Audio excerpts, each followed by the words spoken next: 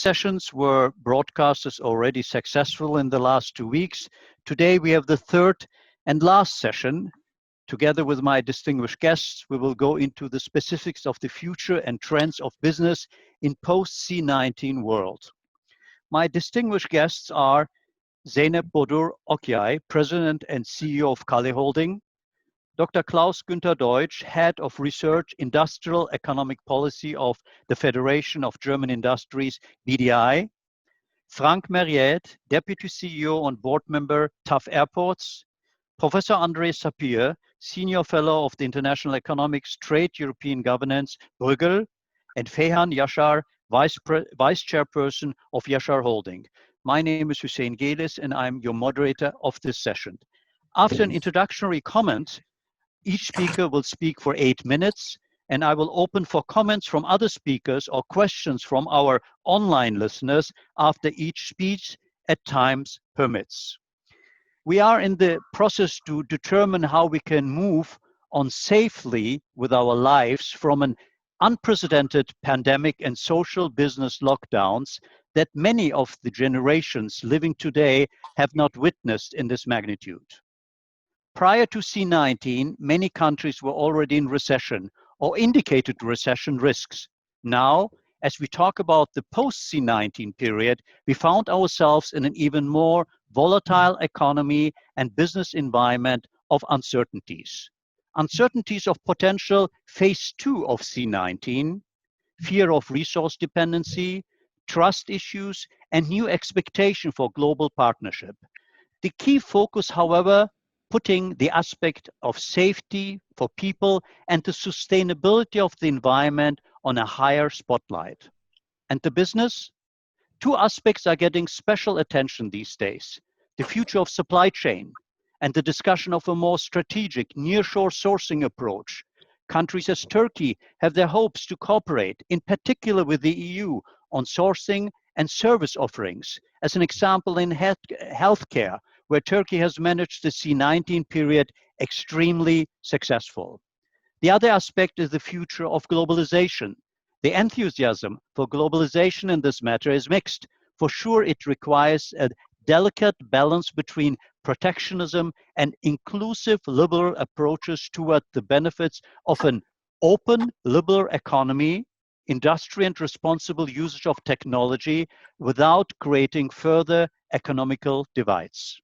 For this, our discussion has the title, The Future of Business in a Post-C19 World. How do we see the dynamics and new economics realities and possibilities to deepen global economic partnership, and how in particular can Turkey, as a close partner of the EU with a young educated population and developed industry, contribute and benefit in this period? To answer this, I will now give the floor to our first speaker, Mrs. Zeynep Bodur Okyay, President and CEO of Kale Holding. Mrs. Bodur, the floor is yours. Thank you. I hope, yes, okay, it's open. Hussein Bey, thank you for your introduction. It was very insightful, and thank you very much for also to TÜSİAD, inviting me to this program webinar. So it's a pleasure for me to be here with the distinguished speakers to discuss the future of business as we are sailing to the uncharted waters. It is true that we are at a critical juncture point that will shape the future for better or worse. We don't know yet. And obviously its direction will be up to the decisions of today, which will be actions of tomorrow. So that the disruption caused by the pandemic leads us to think more on what we have been taking for granted for a long time, because it can either be something, this can be either be something very personal, or something that is big, as the term of globalization, for instance. So even I remember even before the outbreak of the pandemic, we have been talking about the fault lines in global landscape.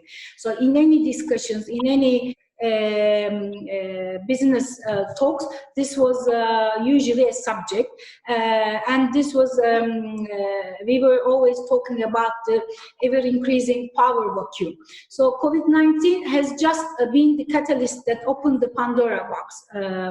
Therefore, what needs to be done now is to ask ourselves whether we can undo globalization. Are we really ready to give up on the achievements of last 3 centuries, or even after the end of the Cold War, considering that the world GDP has nearly tripled since then? So it is not to ignore the drawbacks of globalization. There is no doubt that the economic growth should be more inclusive and leave no one behind. So this is the major issue that we've been discussing for a long time. So this is why we need to redefine, I think, globalization in a more structured and a sustainable way. And to do that, most probably, we should start with international institutions. The first being, for example, like the WTO. They are the backbones of rule-based order and multilateralism. So for many, for some time also we were discussing also the drawback, multilateralism as well. So for a short period of time, the pandemic showed us what closed world looks like, because now everyone is on the same boat, and there will be also remaining effects of it, specifically on global supply chains, as you mentioned in your introduction. So since the mid-1990s, we have relied on long supply chains concentrated mainly in China and the Far East, and it was profitable back then, but now it seems too risky to put all eggs in one basket. So this trend can be an opportunity for a country like Turkey and the EU. Indeed, I believe that the pandemic has led to a certain rapprochement between the parties, and we know that the two most important issues like customs union, for example, and visa liberalization are most important issues on the agenda of Turkish are back on the table again. Everybody talks whenever I participate to webinars as a as a participant or as a guest. Everybody talks about famous Winston Churchill's saying that we should never wait for the crisis. So I think since we were having a lot of problems among two worlds like Turkey and the EU, I think now time came to think how we can turn this crisis into a good one. So at this point, it's important to highlight the modernization of the customs union, because this will be a key for a leapfrog in relations. That's also important for the business community like us. And we should always remember that EU has become Turkey's largest trade partner, and this started with the customs union. So according to a World Bank study, the customs union has led to a 4-fold increase in the value of bilateral trade between Turkey and EU since 1996. So it's also contributed to enhance productivity in the manufacturing sector, and therefore improve Turkey's international competitiveness. We've been seeing this with a study that we prepared in date, for example, the impact on different European countries, the supply chain that Turkey provided for Europe. Since 1996, Turkey's export has increased to 171 billion US dollar from 23 billion. US dollar. More importantly, the share of meat exports increased to 35%. So it was also beneficial for the EU to have a strong manufacturing hub in the region and at its periphery with the perspective of membership.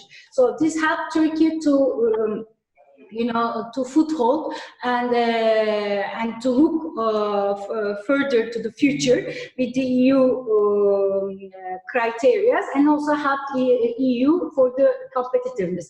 This also means that they share the same values, because this partnership enables Turkey for the harmonization, through the harmonization process, to help increase its democracy and etc. So Turkey has always been a reliable partner, I believe, for Europe, and it was a strong partner, flexible and adaptive partner, mainly due to its private sector, young and qualified workforce, and of course geographical proximity to key markets. So there are 66 big hubs within 4-hour flight distance from Turkey. So everybody knows this, our famous geographical position. But I think Europe also has to turn this position into a profitable business. So long story short, there is a every reason that Turkey and the EU should reap the benefits of this period, and now it's time to move forward. And the modernization of customs unions should be the strongest point and starting point. Since also services is becoming more important, and services is not included in the previous customs union agenda. So there are a lot of opportunities also for new businesses. Studies show that it will be beneficial for both parties, as discussed by the European Commission, with the modernization of customs union. EU exports to Turkey would increase by 27 billion euros, and Turkey's GDP also, if we fully integrate and modernize the custom union, Turkey's GDP would be 1.46% above baseline. So this is a win-win situation, I believe, and this analysis belongs to 2016, and I believe the figures will be different today, but I think it shows the possibility. So, but by considering for example, World Trade Organization predictions on global trade to decrease by 13 to 32%, and Unctad predictions on global investment, which they foresee 40% decrease. Every effort, to overcome this difficulty is needed. Timing is also essential. By 2023, global trade is expected to recover. So every project, every report that we are reading is showing that 2023 is the turning point.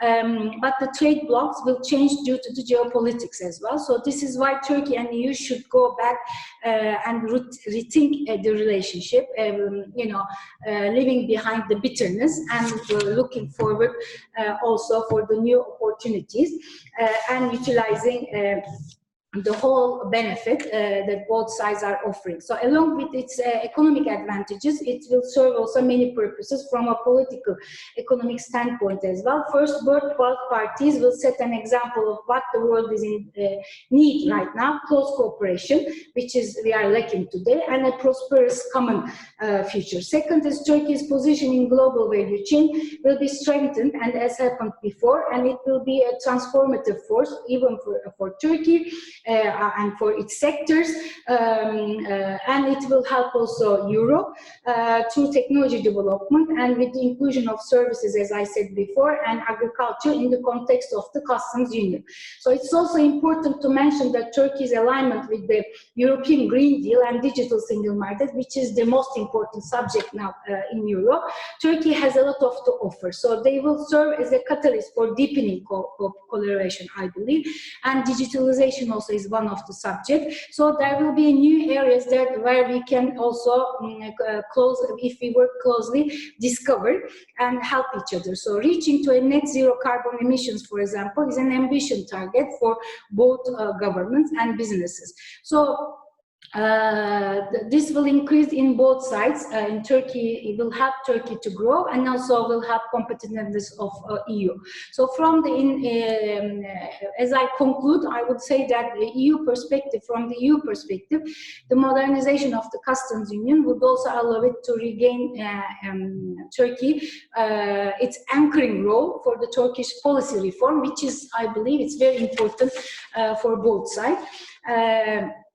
So the EU will restore trust in its future against divisive lines, and Turkey will benefit from it. More importantly, EU will continue to be the representative of a rule-based multilateral global order, which is in crisis right now. So I believe that the upcoming German presidency, I hope, will offer a huge potential in this regard, considering the long-lasting relationship between two countries. And we should not waste this time and turn, as Churchill said, this crisis into a good crisis. Thank you. Thank you very much for your remarks. I had actually 3 questions already for you, but you answered them. So I guess what I will do now is I will just give the floor immediately to the next speaker.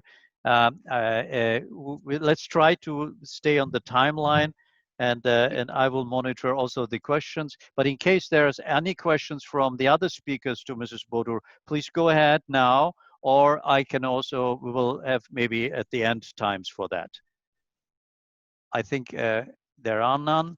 So I will give the floor then actually to Professor Sapir. The floor is yours. Thank you, and thank you very much for the invitation, and hello from Brussels. I have 3 slides to show.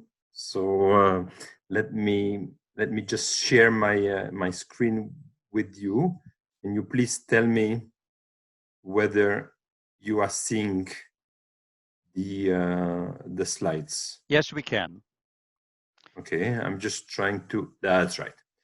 So I'm an economist, and before getting into business and the business discussion, what is the implication, for business of this crisis? I thought it would be useful to provide a little bit of an economic framework, and I'm using here for the first 2 slides to give you the economic framework. I'm using the economic outlook published yesterday by the OECD. And what you see in this first slide, there are 3 lines there. The green line is and all of them are for the world economy, for world GDP. The green line is what the OECD had forecast would be the situation in 2020 and 2021, and I'll come to that in a moment. What exactly are the numbers there? But continued growth from the previous period, and then the other 2 lines are 2 scenarios for 2020 and 2021. One is the data which already know, there was a sharp decline, obviously, of GDP during the second quarter of 2020, and whether we are going to have a recovery or we are going to have a second drop, obviously, will depend on the health situation. So the blue line there, or the magenta line, is the what they call single hit scenario. That is, we are not going to be hit again in the autumn. And so this is the optimistic scenario. And you see that this optimistic scenario, by the third quarter of 2021, leaves us with quite a gap compared to the green line. We are not recovering, and certainly not a V-shaped. And I don't think that anybody believes anymore that it was or it will be a V-shaped recovery. So it's going to be a slow recovery at best. And in the less optimistic scenario by the OECD, what they call the double hit scenario, you see that there would be again a drop in GDP during the third or fourth quarter of this year, and then again a gentle recovery, but at a lower level. I thought it would be also useful to show you the numbers for the world, for the euro area, for Turkey, for China, and for the United States. And what I do in this chart, again using the OECD numbers, is to compare what was their forecast in November 2019. So they do biannually forecast in the autumn and in the spring. So the forecast of November 2019 and now the new forecast of June 2020. So the blue bars are the forecast for 2019, all of this for the year 2020. So this was the OECD forecast released in November 19. And you see that for the world economy, we had a growth expected of almost between 3 and 4%. Turkey had expected growth for this year of a little over 2%, the euro area 1.5%, China around 6%, and the US around 2%. And then the orange line shows the milder of the two scenarios that I showed before, the one where the single hit scenario for 2020 rather than the double hit. And as you see, for the world economy, the forecast is minus 6% growth this year. For the euro area, a much worse situation, minus 9%. For Turkey, about minus 5%. China, around minus 2%. And the US, around minus 7%. And what I showed there in the gray bar is the difference between the two forecasts. Okay, so how much worse we are doing in 2020 compared to what had been expected in November. And you see that the situation is quite dramatic for all of us, for the world, for the euro area. Turkey a little bit less dramatic, but you know, if all minus 8%, a bit less dramatic than minus 10%, yes. So all of us are hit very, very strongly. So in the milder of the two scenarios. So that's the economic outlook. So let me go from there to what I think, you know, as we look forward beyond indeed the crisis, whenever that will be in 2021 or, you know, early 21 or late 2021, you know, what can we expect? Now, as far as I'm concerned, I'm really looking at this based indeed on trends that were already there before. And I think my assumption, or my central assumption, or my central question that I ask myself, you know, each time I discuss, you know, what does this all mean for the economy, the global economy, the Turkish economy, the European economy, beyond the crisis? I'm looking at what were the trends before. And I'm asking myself, is this changing the trends? Is this accelerating the trends? Is this slowing down some trends? Is this a new trend in and of itself? And assuming that indeed we are in the milder of the two OECD scenarios, that is not, you know, where there's going to be a huge second wave later this year or maybe next year. And this is obviously a big if there is not that. So assuming that we're in the milder of the two scenarios, then my central assumption is that the world is not going to change completely as a result of the COVID crisis. What it will do is that indeed it will amplify some of the trends that were already there. And I look at three trends here, and I give you already my answer, and then I will detail it, whether it will, you know, in what manner those trends will be amplified. The first one is the growth gap between countries, between essentially emerging countries and more advanced economies, between China and the US, between Europe and China and the US, and the situation of Turkey in this. And will this growth gap that was already there before, obviously, with the catching up countries growing fast, will this growth gap further increase? And I say, maybe. Not clear, but maybe.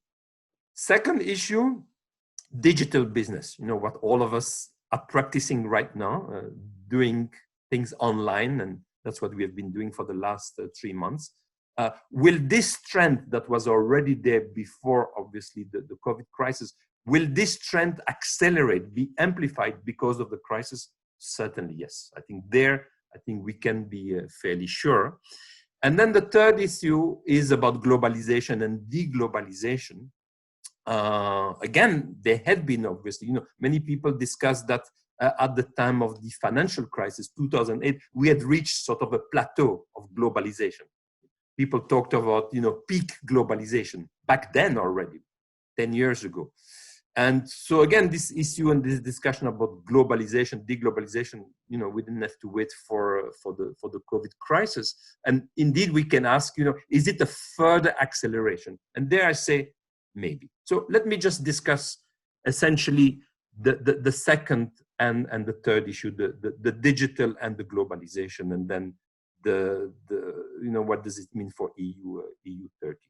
To say, I think digital business is here to stay, obviously was here, but the acceleration, this is not a temporary phenomenon. We are not going to go back to the ex-ante situation. Everybody is getting used to doing business, whatever their business is, online. And I think this trend is indeed, there's not going to be a reversal. This is not a temporary phenomenon. If anything, this is going to continue to accelerate because there are lots of advantages to the digital business in certain areas. Doesn't mean in all areas, but in all of those areas that have embraced digital business even more during the crisis. May I interrupt? As an economist, please. Yes. When you looked into the history, into empirical data, yeah, how was that actually historically? Was there always an acceleration? Is that trend what you're talking about also based on some, events that we had in the past? No, because we never had an event of this sort. So you said that I'm slightly older than you are, and in my lifetime I've not seen anything of this sort. Okay, and so I can say that since certainly World War II, let's not go back to obviously First World War, and we were in a completely different economy, right? When we had the Spanish, the so-called Spanish flu in 1918, 1919, we were in the immediate aftermath of the First World War. So I don't think that there is much that we can learn from the Spanish flu as far as this is concerned, as far as those kind of trends are concerned. So no, I can't see that, all I can see is that the trend of digital business was obviously, had already gathered a lot of speed before the COVID crisis. And it seems to me that, we are not going back. We are not going back, whether it is for money, for payment, whether it is for traveling. I think a lot of business traveling now will disappear. I'm talking of business traveling, not pleasure traveling. So, me coming to Turkey on business for one day, as I've done sometime, to come, for a nice meeting of 2 hours as we could do this, I think we are going to see less of that. Me coming on vacation to Turkey, no reason that this would change. But I think a lot of people see that, why should I bother to take a flight to New York for a 2-hour meeting while, we have fantastic technology. I would be very much interested later. We have Frank Mariette here of the TUF, how he reacts to that. Absolutely. I would be very interested. Can you wrap up in 1 more minute, please? Absolutely. So deglobalization. Now, I personally am not of the view that there is going to be huge amount of reshoring, okay, or nearshoring. That there is going to be diversification. I think this is the lesson of this crisis, is diversification. And the diversification is essentially concerning China. So that some business, and this is a business decision, the government don't have much to say about this, but, does business draw a lesson from this crisis for those that were affected in their global value chains? I assume the answer is yes. But I don't think the answer is, as we hear from politicians, that it means that now we are going to reshore this inside the EU or even in our neighborhood, including Turkey. I don't think this will happen on a large scale, maybe in some minor scale. I think that indeed some business will diversify to other countries, especially still in Asia.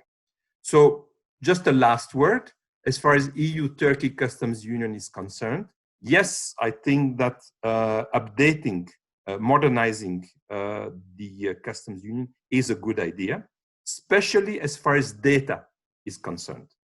Because data, digital business, and data is at the heart of the digital business. So there clearly the EU-Turkey, the current EU-Turkey arrangement is completely outdated. So there, as far as digital business, which I think is the central impact of this crisis on future trends, yes, I think that the EU-Turkey Customs Union should be modernized, not just for that, but there I think it's absolutely crucial. Let me stop here. Thank you so much, Professor Sapir. I think what I will do is I will give the word now to Fehan Yashar, Vice Chairperson of Yashar Holding, and we will come back with some more questions at the end, just to keep on track with this time. So Fehan Hanım, the floor is yours. Yes. Good afternoon. Thank you, Mr. Geliş. And thank you for inviting me to this very interesting forum. And I'm very thank you for Mrs. Bodur and Mr. Sapir's economic outlook program. I would approach as a representative of a real sector. I would approach from the human side of this COVID-19 experience. It's very important because this has affected all of the human all around the world, especially in Turkey and Europe. All of a sudden, all the agenda has changed around how to survive in the difficult situations. And we have seen that some health issues, we were not planned in Europe and in Turkey up to date about such a pandemic. On the other hand, in Davos, we have attended so many meetings. It was always in the agenda, but it was always taken as a very, very far approach, never been so near to us. And unplanned, as many of economists and all of us, we have just turned into that. What happened is, after this, we will have a big problem, unemployment problem, recession problem, and then we will have a supply chain, food security problem. It will be Europe-Turkey relation, but also the global world relation. And this is a very important issue, I think. Human of this crisis is, I think, a part which would be on top of everything we have been discussing so far. Because if people are not happy, if people are not welcome, they don't work, they don't produce, the productivity which we were talking so many years is not in our hands. So all our competitive advantages, global ideas, strategies, everything has to be rewritten again once for Europe and Turkey, and also as the customs relation and other relation, globalization issues would be rewritten in this prospect. Turkey is the world's 1/7 agriculture producer. Food security, logistics is very important. Also, small and medium-sized enterprises is very important because they are the ones who will be funding the unemployment issue. And this type of relation between Europe and Turkey on the small, medium-sized enterprises, production, technology, and making the food supply chains, logistics to work would make us to get better in microeconomic wise, and to make the people's life easier in the future. Turkey can make an important role in that because of the young population, because of the technology which we have already in our hands, and also in the farmers' last 10 years in farming issues in Turkey. If we can solve the human part of this crisis, I think economic part will be the end solution. We will see better getting out of the recession, getting to better growth rates. But I see the next 2 years as a quite a difficult time. And so when in difficult times, people unite and struggle to make the future better. As we are part of the Europe in customs union, and also in the many years we have been in the accession program, I think we will be able to move further in some of the issues which we in the past we couldn't move on. And I would like to say that it is important to give and take in every relation. So Turkey, if with Europe gets a give and take balance, I think we would be able to make a lot of movements to get out of this crisis effects, recession effects, unemployment effects, and health issues effects. And I agree with the digitalization issue. I agree with deglobalization. There's risks in deglobalization, but the digital is in our life to compensate the productivity which is being missing. We would compensate it with the digitalization by using time more valuable.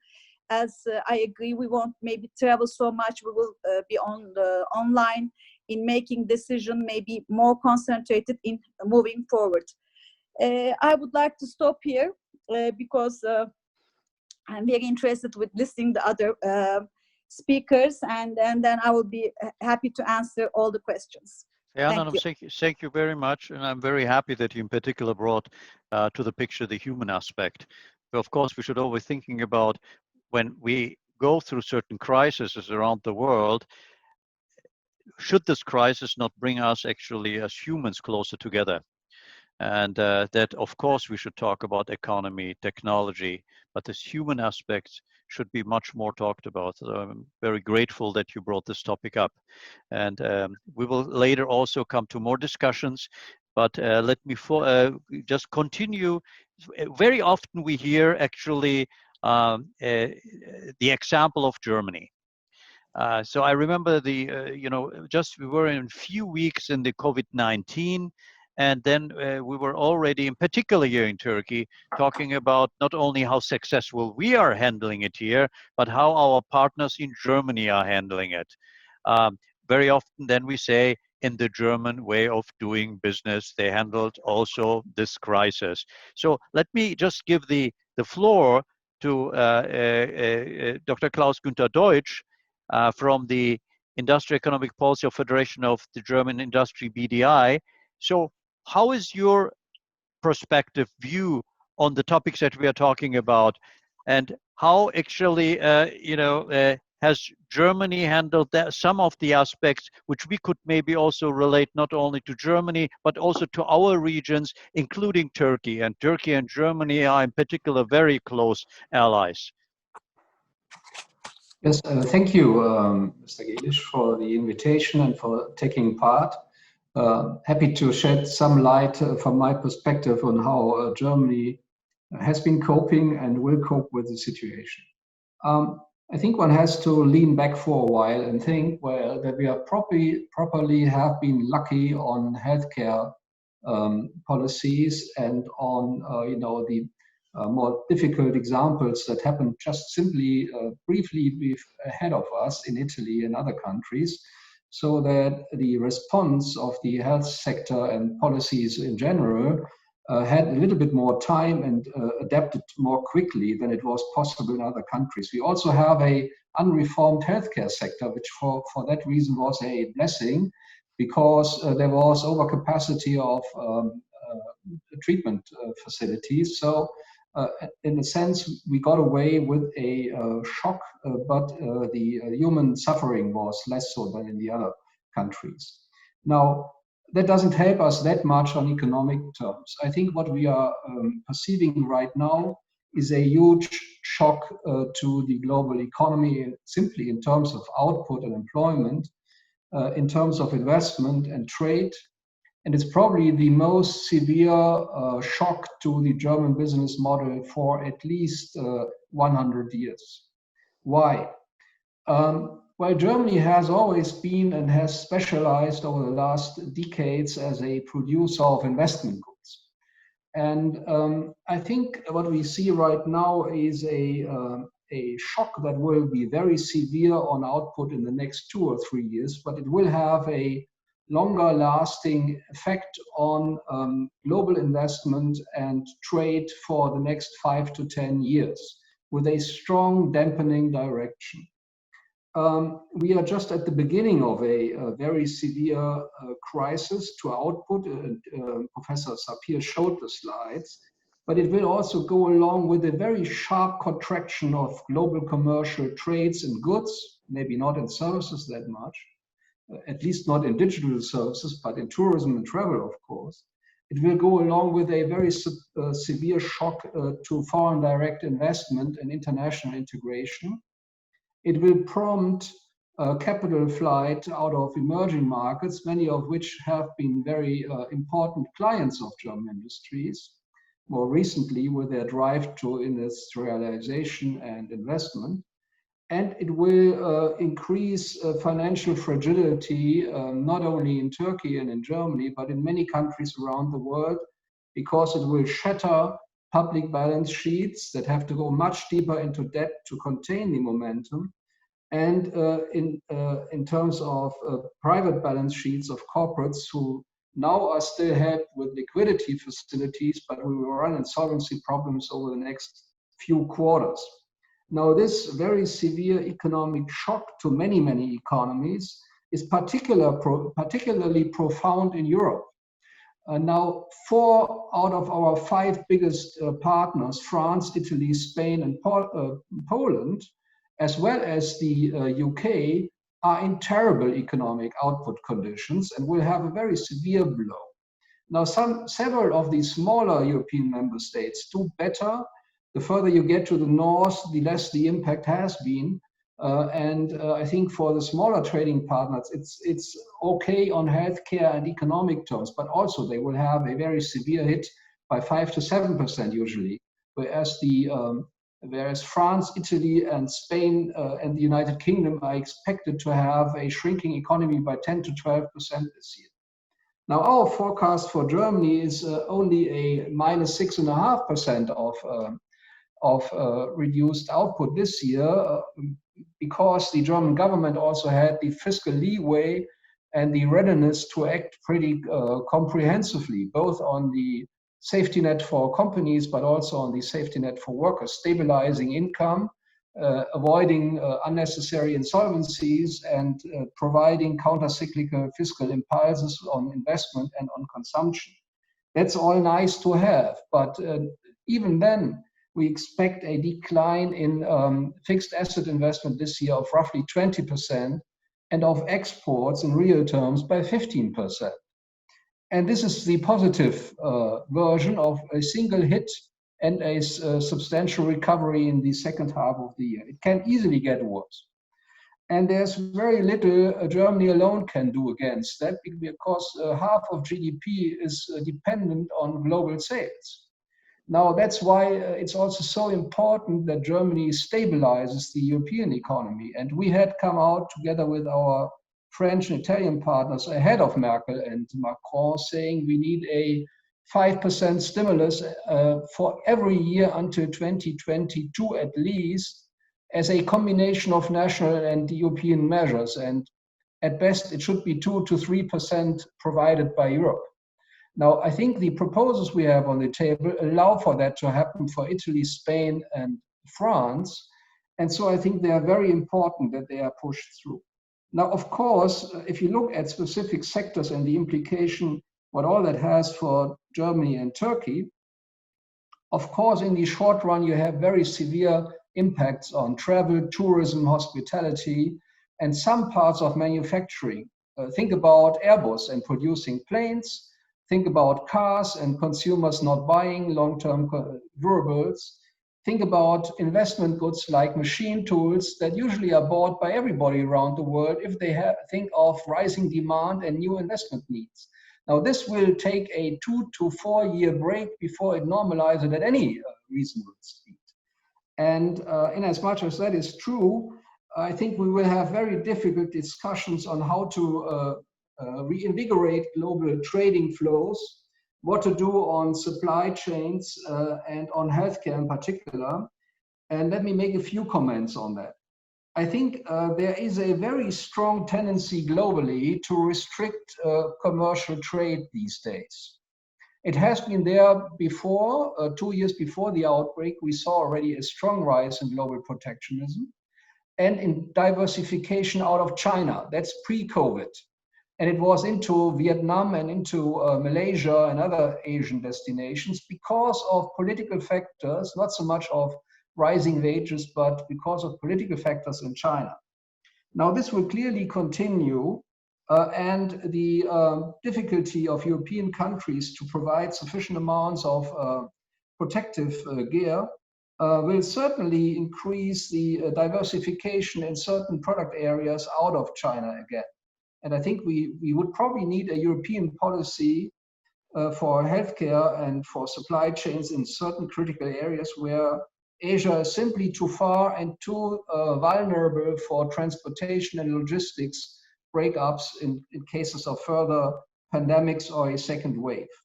Now, I think in that case, this diversification could also provide new opportunities both for EU countries as well as for Turkey and other nearshoring countries to pick up some of that in terms of investment and relocation of production. It won't be of a macroeconomic importance, but it will be very important in specific sectors. I think we don't have a fully fledged EU policy on that yet, but I read the news that it's in the making, and it should be not constricted to EU countries per se, but should involve countries like Turkey and EFTA countries close to us, and not subject to likely disruption to logistics and transportation. Now, on healthcare, I think if you look at it more specifically, there have been particularly troubles in the area of masks and protective clothing, and also in antibiotics. And I think in the pharmaceutical sector, we probably have to do something to get less reliant on India and on China, which have been the main suppliers for those areas. In clothing of protective stuff and masks, I think that's true as well. So we probably need a European strategic emergency policy to make this happen and to provide incentives for companies to do that in Europe. Now, I think in that regard, there are opportunities for Turkey. Now, if you look at the broader picture, if we get EU policies right by July and have a multi-annual financial framework that provides sufficient funding for R&D and investment, and the recent Commission proposals have been better than the earlier ones by Michel or others, and if we get a decent compromise on what to do on digital and the new Green Deal, I think we would have a pretty good policy framework in place. The problem is, however, that most of that transitional investment that has to come needs to be done by companies. And companies will have shattered balance sheets for years to come, at least many of them. And so we will see a large drop in private investment in Europe and elsewhere that cannot fully be compensated by good policy incentives. But it's very important that the EU and member states provide those incentives in order to get back as fast as possible. Now, on the digital side, I think you don't see much of an impact of a negative way on the ICT sector per se. I think they are well running and capable of investing in their own stuff and providing better business services and consumer services going forward. They don't have a balance sheet problem. But in the area of green technologies, you have many areas in which either the oil price or the emerging carbon pricing system in Europe or consumer sentiment and new purchasing patterns provide substantial problems for companies to adapt fast enough. And I think here we need a very comprehensive policy that goes down to the sector in Europe. For example, to steel, to cement and building materials, to cars and other areas in which both the public infrastructure and the public investment that's needed to provide for new services and to get this right, as well as to incentivize private investment into new technologies that are not yet commercially viable. And I think that's something that will drag us down for a while in Europe altogether. But I think Turkey can be part of that new landscape of renewable energies, hydrogen, and new technologies that make this new Green Deal happen. But it won't start quickly, it won't start sharply, it will take time to get there. I think these are the initial remarks I would like to make. Thank you. Thank you. What I would like to do is now, we have now one more speaker, and then we have many questions to all of you. Some of you might see the questions already actually in the questions box. Some of them I have also here. So please, while I give the floor now to Frank Mariette, Deputy CEO and board members of TUV Airports, I would ask you also already to look up to some of the questions, you know, in the systems. In case you cannot see them, I will actually address them later.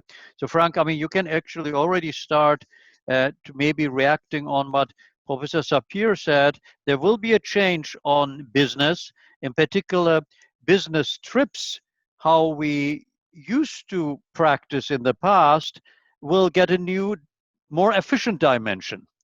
That what we are just now doing, having this business talks or webinars using much more technology and not physical traveling will change although the travel industry, but we will go on vacation. So Frank, the floor is yours. Thank you. Thank you to all of you, and thank you to manage this webinar. For sure, the behavior of the people will change. The behavior of the company also will change. And one of the topics for the company is already cost saving.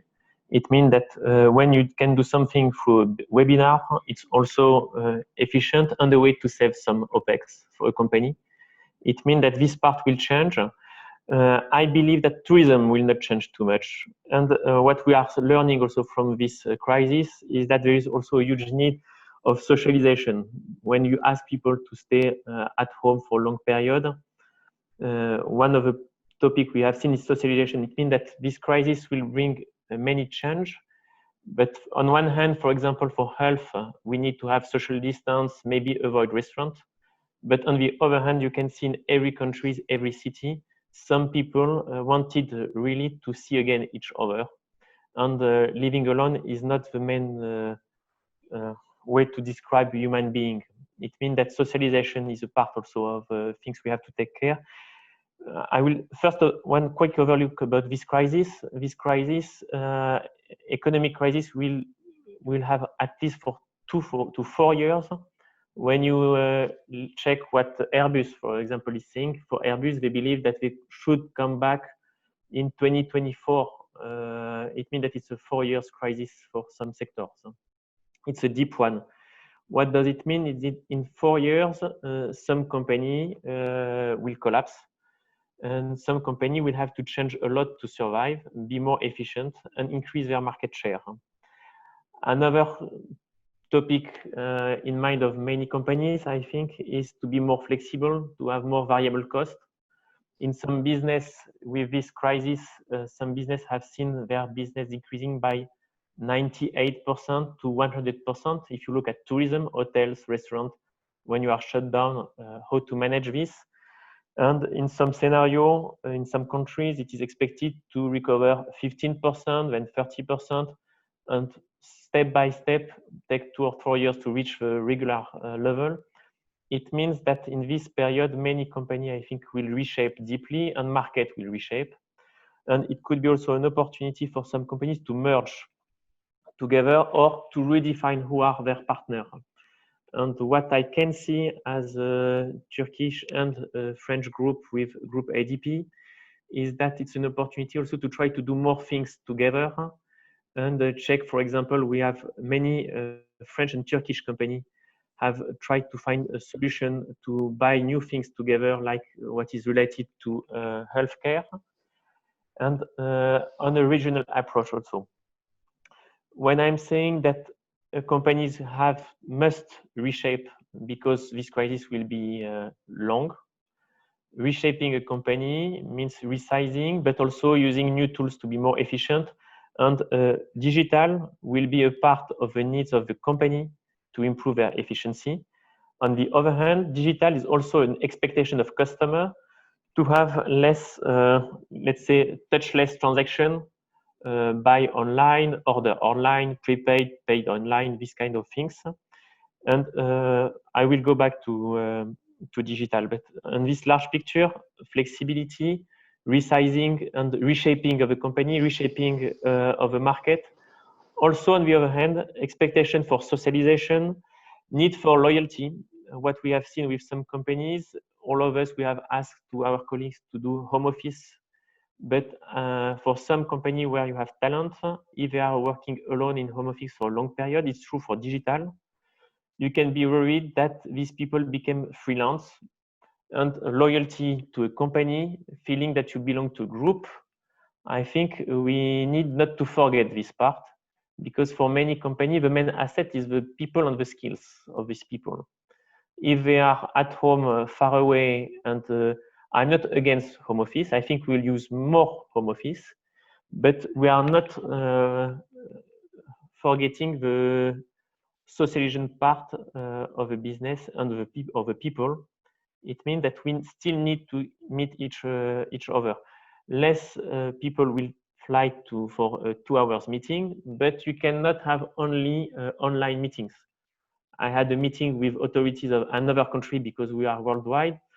Having a call through Teams or Zoom with a minister for a sensitive topic is not the best way to manage the business. We have no choice these days, but we told them, of course, as soon as we will be able to fly, you wanted to talk with us, we are coming. It means that new world is not so we were using digital, we'll use more, but digital will not totally replace relationship with people and these kind of things. Coming more deeply on digital and Turkey, as all of us we know, Turkey is a young country with people well educated, using digital a lot. I think that Turkey worldwide is the third country using a mobile device to do e-commerce.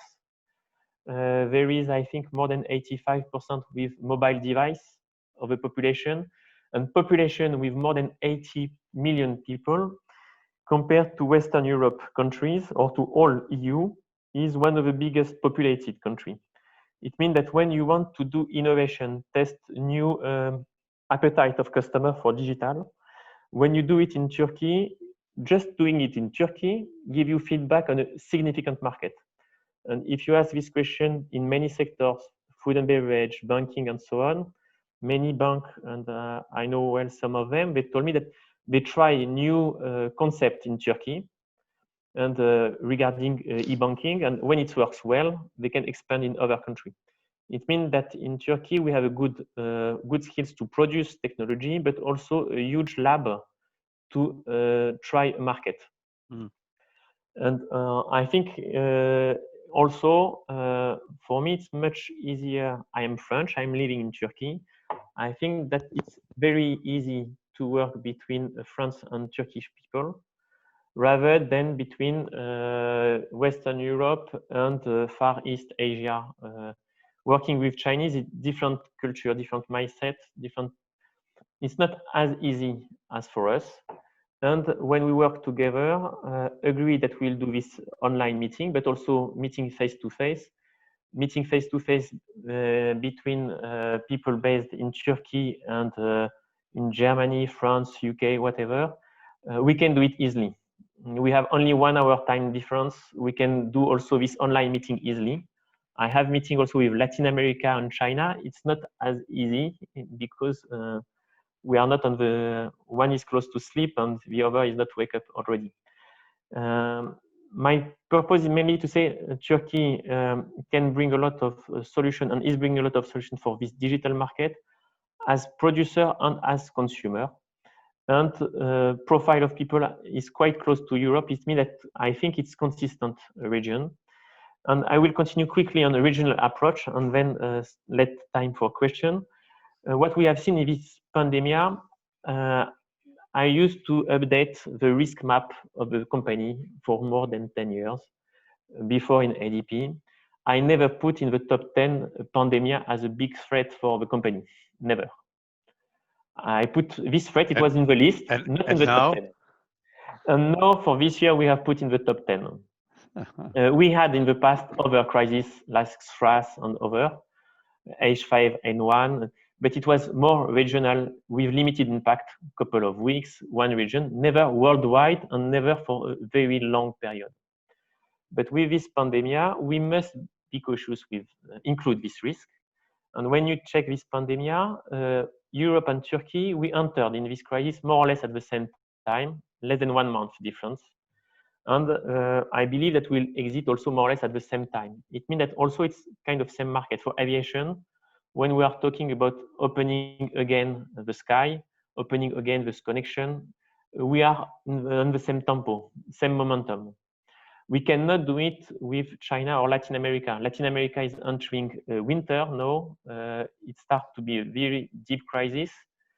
It means that you can see also from this pandemic perspective, region. And in aviation, people are also talking on a region scale first. Europe is thinking to open all borders this month inside EU. It has started step by step in May. And what we are targeting is to be able to be in the second circle just after EU, because we are at the border, managing well this pandemic with good figures in Turkey.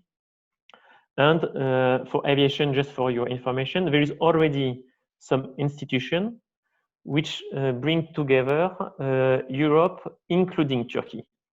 It means that, for example, to manage all the air traffic control in Europe, it's Eurocontrol.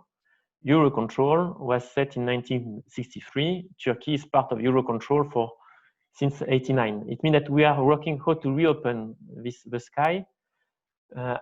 Turkey as part of EU network, because it's strongly included. When you are talking about the sky, if you want to land to Istanbul, you are flying on Bulgaria to do your approach, and you cannot consider that it's a different region or different place.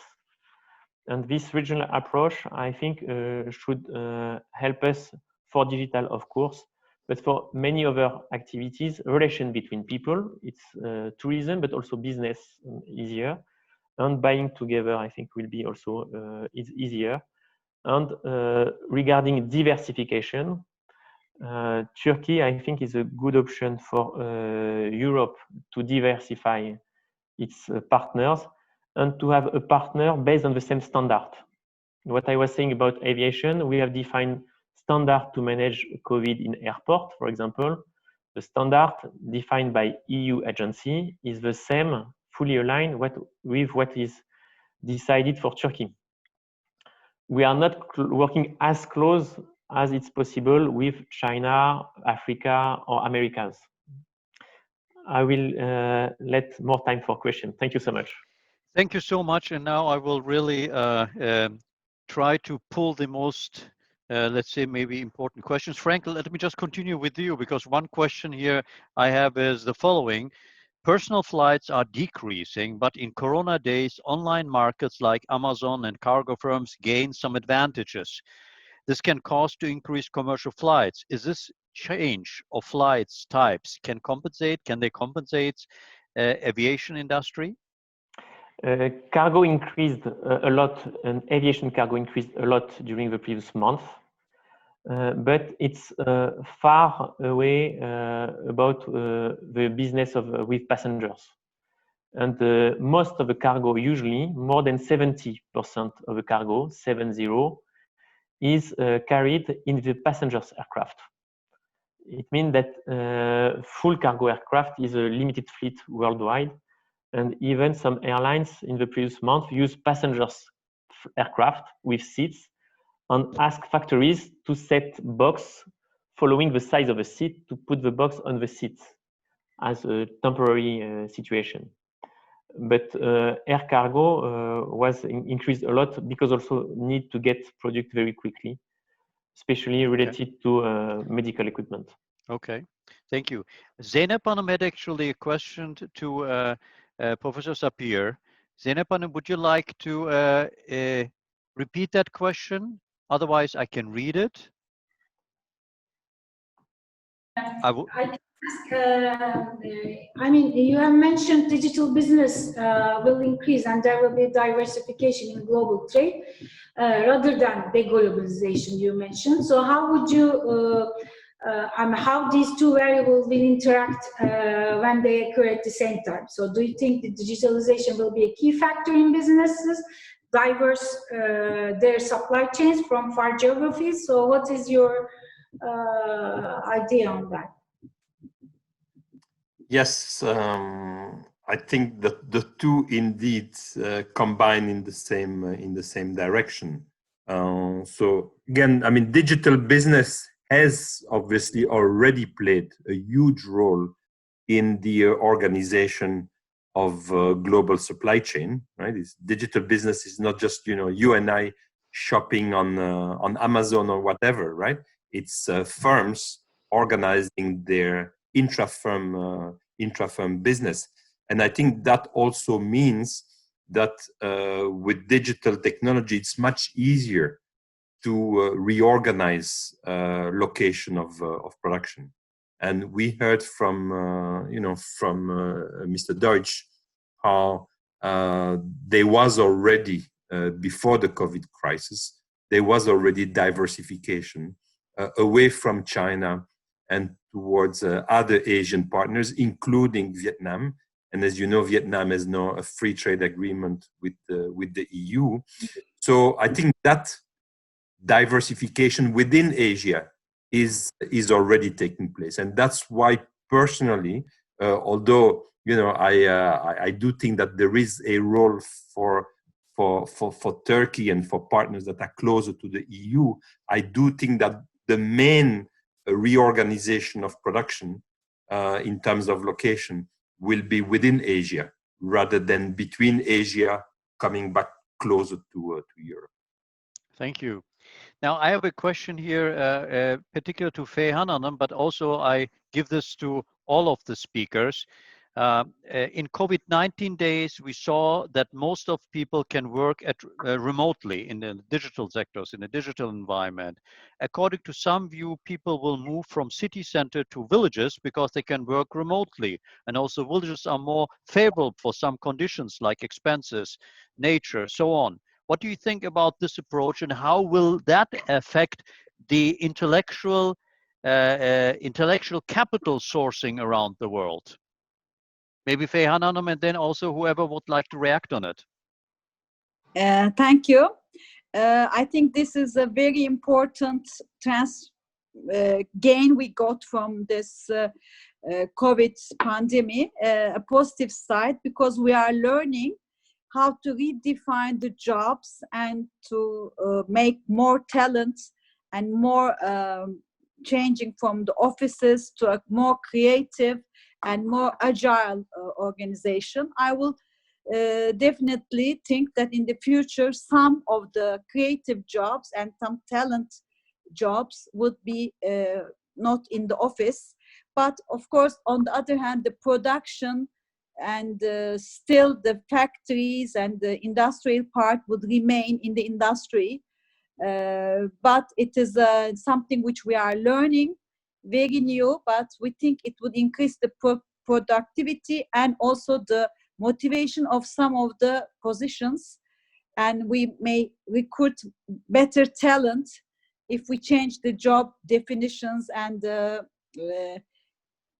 accommodation problems, because especially I think more women can work in this fashion and enter the business. I think it will be also a gain for to increase the women in the business life, because there were some restrictions with the children and others for them to travel or to go to another country, another city.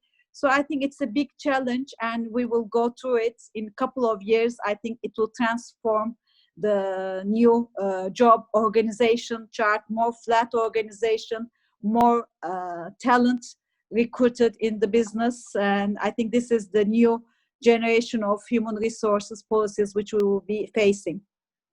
Thank you. Anyone else? I can add some. Given that I'm in manufacturing, I see this happening in headquarters or in the offices where the marketing, sales, or other shared services areas is much likely, or in trade. But from the manufacturing point of view, this was a nightmare for us, because we've been working a lot on let's say lean and Six Sigma and these type of things in order to be more cost efficient, etc. For example, with this COVID-19, with the distance problem and other issues, other precautions that we had to take in manufacturing, this was a big issue for us to tackle with these problems, and also to work with a reduced workforce on the shop floor. For example, if you have a cell and things like that, people work closely, and obviously some people stay in home office, which we did, but some people have to work on the front line. So that was a big divide, in the manufacturing industry. So people were thinking that people in the headquarters or in the offices, in the back service departments, so they were basically sitting at home and while they were working. So that's a big issue, how to tackle this also sentimental issue. So this is really a problem. So the burden was much more on manufacturing than other businesses, but obviously all the manufacturing industries are becoming digital, automation, robots, etc. But we don't have a black factories like maybe in Seattle or whatsoever. So this is very far, and it's not doable in every sector. For example, in chemical industry, in other industries, it's not easy, So this is a challenge for traditional industries that we are in, especially in Turkey. So this will enforce us to change also the nature of manufacturing, and in every sector. So it's a big challenge. So without finishing the problems with the Industry 4.0, so this problem also is added on top of it. So I don't know how manufacturing will cope with this problem. It is really a question in my mind, how we will it's a challenge, I say, but I agree with Mrs. Because there was a lot of problem in Turkey since we, not as before, but in a close family. So now with the productivity, etc., everybody is working, and the women workforce was very difficult for them, to leave kids at home, or they had to take care of the elderly, etc. So in this case, there were some programs, to support ladies after 40 to coming back to the job, for example, back again. So some of them, they were very good employees, eligible and with the quite know-how. So that was this difficulty. I think this will open more the room for women, to climb up in the business. In that case, it's a very positive approach, according to me. But manufacturing itself is a big challenge. I think this is fascinating, because when we talk about sourcing itself and new sourcing strategy, we should not focus on hardware, but we also learned during COVID-19 how a simple mask even can be important to being able to provide masks. But we should focus also on software. We should focus on intellectual capital. And definitely post-COVID-19 or during COVID-19, we saw it is possible to source these people wherever they are in the world, and you don't need to move them actually from one location to another one.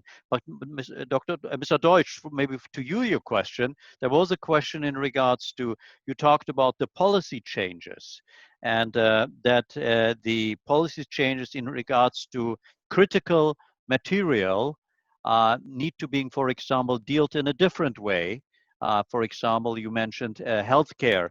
So the question was, who will actually more determine which products or services are critical to keep them actually close in the region? Will it be more in Europe on the countryside, or will it be more on the EU side? Which policies are we talking about? Well, I think this question has not been settled so far in political terms.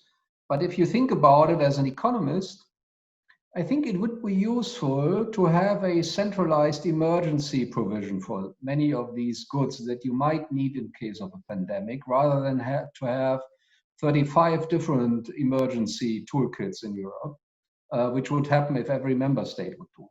So I think there is a mix of things you have to consider.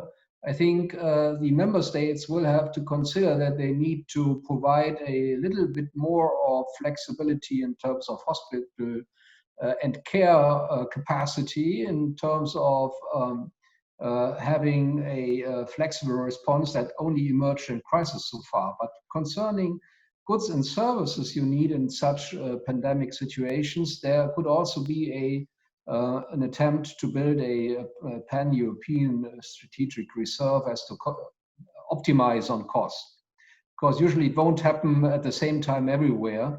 And so I think it would be better to do this as a common EU policy that would have to design well and then be cost efficient as possible. Now, you know, the emergency measures included some attempts to force companies to get into production of masks and things like that by strict intervention of the state into companies. Well, in true cases of emergency, man might not be able to avoid that, but it's obviously not the first choice. And so designing a system in which you have both the emergency as a well-cut rule book for pandemics would be useful. Now, there's also more work to be done on pandemic precautions in general. You know, we had a plan in Germany that was never really tried and tested and exercised on, and it didn't work, right? And I think everybody knows now that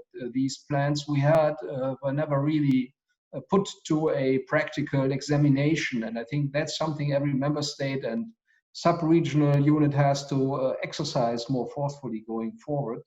Apart from that, I think the recent EU initiatives to provide for much more R&D funding on vaccines and other preventive pharmaceuticals are clearly warranted, and I think we needed to have a good mechanism to get this done globally, but at least in the European Union, in order to speed up the development of these processes and to make it more viable, and to get us as far as possible to and as fast as possible towards true prevention, which will only be available if there's a vaccine or several ones, right? Right. And so I think there are many different areas in which action is necessary.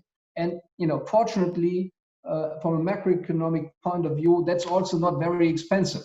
It's small money for big purpose. Yeah. But why are we having you now, while you're talking about, maybe just few words also from you.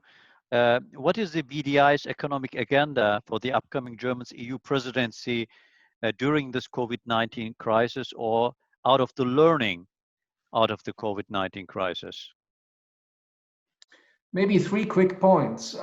Given the capacity of the European Council to handle roughly 1/4 of the usual amount of work, I think 80% of that capacity will go into designing the economic and fiscal policy measures, the negotiation on the multi-annual financial framework, and the main policy thrust on the green and digital agendas of the European Union. The remaining 20% will go into fixing Brexit, which cannot be fixed according to our view, because the British position is not consistent with anything we in Europe would be ready to entertain. And so I think that will absorb probably 100% of capacity. Now, the interesting question is, can you integrate some of the investment and structural change issues into this top-notch agenda? And I think the Commission made actually a very good proposal how to integrate industrial policy, technology, sovereignty, some of this diversification, healthcare provision into the fiscal framework. Now, if we don't get this done now, it won't happen over the next 7 years. And that's why it's so crucially important to get this done until the autumn, so that we can have these new policies in place by early 2021. I think that's the most important conclusion. There are two elements that have to be taken into account to a strong extent. So far, in the EU financial system, there hasn't been a proper funding for climate change policies. Now, this is the first proposal that includes a first installment on that. And second, there has never been a proper installment of funding for industrial technology and strategic issues so far. And again, we have at least one instrument that's supposed to help along that side, in addition to some of the solvency and reform-oriented measures. I think that's a big breakthrough. And I'm pretty worried that narrow-minded governments in some quarters in Europe derail this whole effort to get a strong response from Europe for reasons I can't understand fully. Thank you. Now, I will now give one more question, but to all of you, and then I will wrap up. Because I think it would be appropriate. We had two questions related to digital divide. And as the COVID-19 crisis seems to amplify trends, so what do the speakers in particular, or how would they comment on the issue of digital divide observed within and across the nations? Open questions to everyone.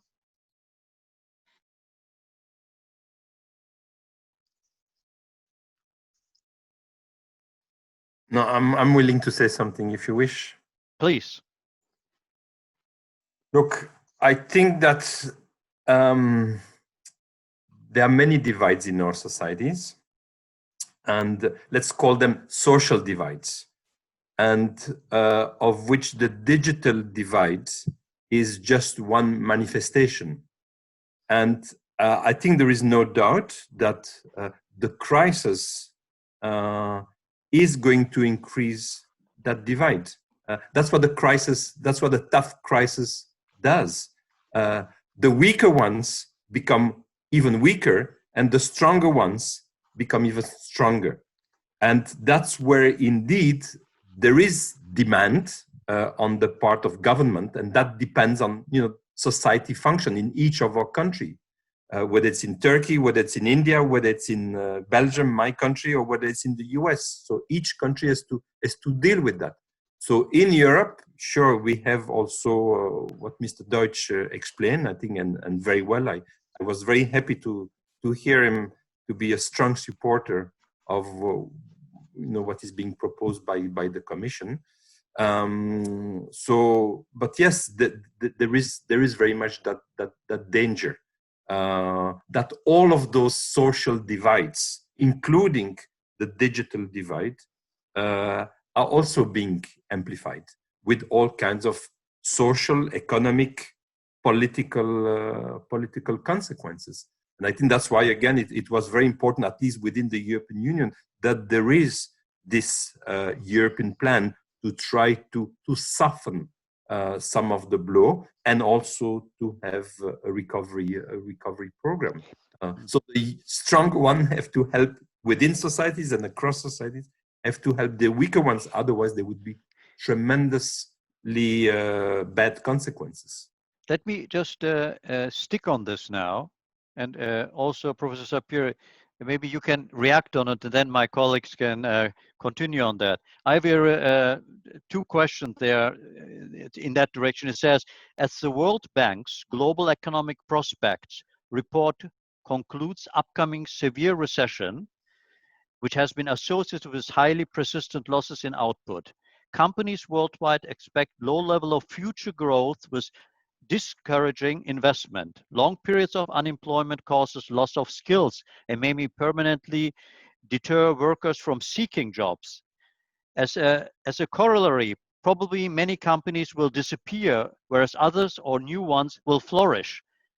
Meanwhile, the IMF has argued that emerging and developing countries need 2.5 trillion, far more than now available. How independent will be the economies, so the business environments for development in developing countries? Is a global action possible against all odds? Under whose leadership? Affecting the divide as well. Look, I responded to Dr. Kaleagasi about his question, his excellent question. As I said, the answer is in the question, the leadership issue. So I think from my vantage point, the biggest problem that this crisis has shown is how little international cooperation there has been.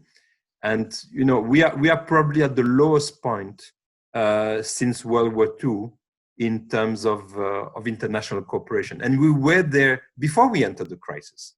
So unfortunately, this crisis was a crisis at a time of very little trust across countries and very little leadership in terms of the multilateral system, whether it's in trade or whether it's in other domains.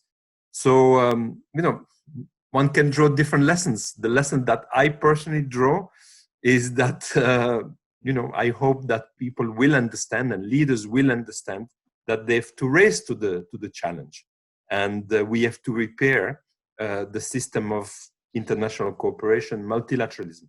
Whether this will happen or not will partly be determined by the US election in November. Thank you.